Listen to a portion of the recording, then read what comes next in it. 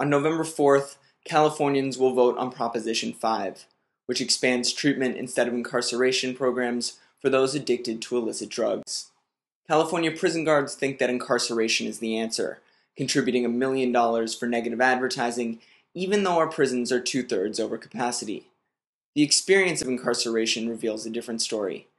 For Barbara, John, and Michael, prison time contributed to their addiction, and only treatment allowed them to exit the needless cycle of drug use and incarceration. I spent a number of years in prison, and the incarceration cycle and the recidivism that I ended up experiencing did not in any way rehabilitate me and to address the drug and alcohol addiction that I suffered from.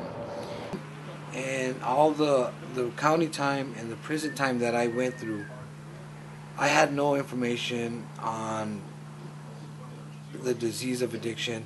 I was offered no other program. I too started out at the age of 13 going into youth authority for incorrigible.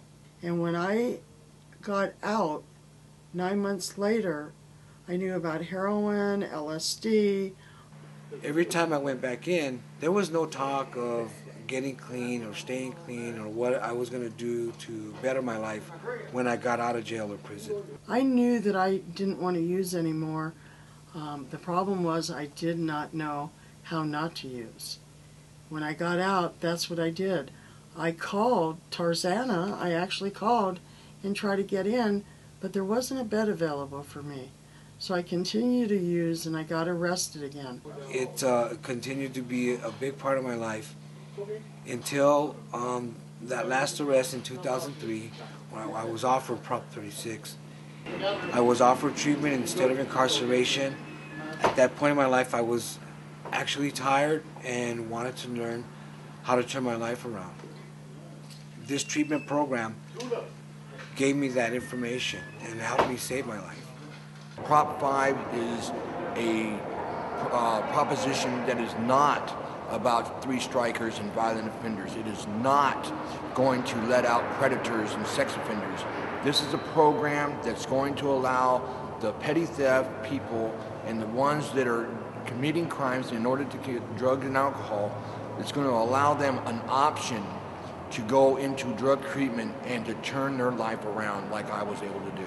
Proposition 5 will save the state money and lower recidivism rates. And as Barbara, John, and Michael can attest, it will save lives. To keep sending people to prison and spending the money in the manner that we're spending it and not teaching them how to come out and do anything different, it's a waste of money. All you're doing is warehousing somebody and they're not getting any benefits. If we, as the community, don't allow people this opportunity, then all we're going to have is that recidivism rate. We're only going to have a person that's going to go in and out, who's going to commit more crimes.